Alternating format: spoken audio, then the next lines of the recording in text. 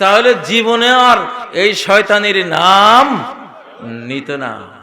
ও ভাইয়েরা, আমাদেরকে এটা বুঝতে হবে, এই বাংলাদেশ চারদিকে শত্রু, শুধু আকাশের দুয়ারটা খোলা, আকাশের দুয়ার খোলা। যদি আকাশের মালিক তিনি সাথে আছেন ইনশাআল্লাহ, আমি আমার অসীম একটা সাহস ভিতরে কাজ করে, কারণ আমি রব্বুল আলামিনকে আমার শিশুকালে বন্ধু বানিয়ে রেখেছি। আমার শক্তির এই জন্য কোনো সীমা রেখা নাই, আমার সাহসের কোনো ইয়ত্তা নাই, কোনো বর্ডার নাই যে এই পর্যন্ত শেষ নাই।